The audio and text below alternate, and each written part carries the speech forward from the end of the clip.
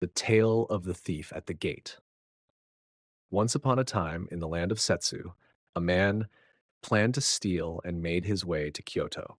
As the day had not yet turned to night, he hid under the Rajo Gate. Seeing a crowd of people moving toward the Suzaku direction, he thought, I will wait until the area quiets down. He remained there until he heard the sound of many people approaching from the Yamashiro direction. Thinking he might not be seen, he climbed up to the upper layer of the gate. As he looked out, he saw a faint fire burning. The thief thought it strange and peered through a lattice. There lay a young woman, dead. On her pillow burned a fire, and beside her sat an old woman with white hair, pulling strands from the deceased's head. Seeing this, the thief was puzzled and thought, could she be a demon?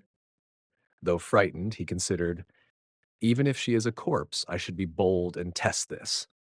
He gently opened the door, drew his sword, and rushed over, saying, who are you? The old woman, in a fluster, stammered, I'm the servant of the one who has passed away. Since there is no one to mourn her, I am keeping her here. Her hair is too long, and I plan to take it for a wig. Please help me.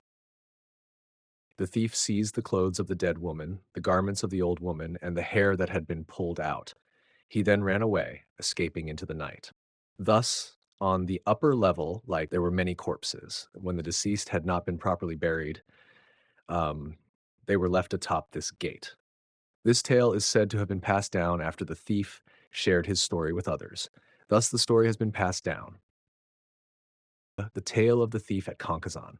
Once upon a time, there was a thief known as Hakama Taru.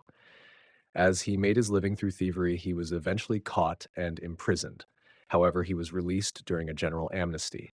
With nowhere to go and no ideas on what to do, he went to Kankazan. With nothing to wear and feeling like a ghost, he lay down on the roadside. Passersby saw him and said, what could have caused his death? He has no wounds. At that moment, a soldier riding a fine horse, equipped with weapons and accompanied by several retainers, came from Kyoto. Noticing many people gathered to see what was happening, he halted his horse and called a servant over. What is it that they are looking at? He asked.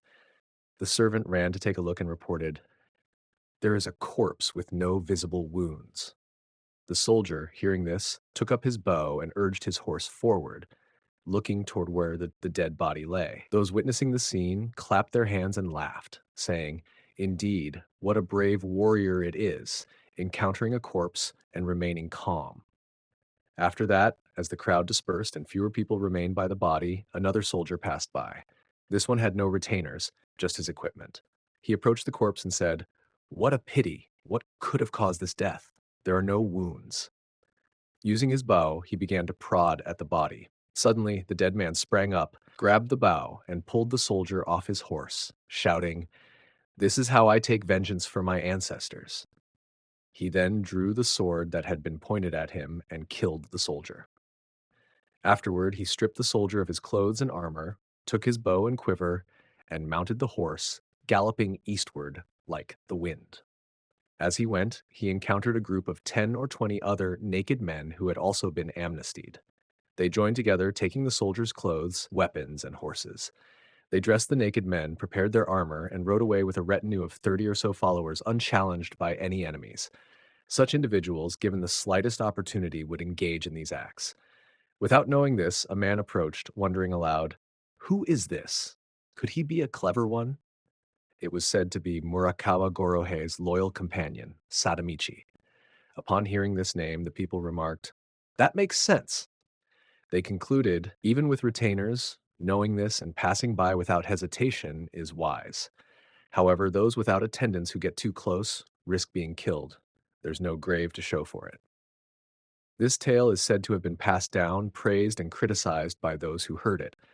Thus, the story has been passed down.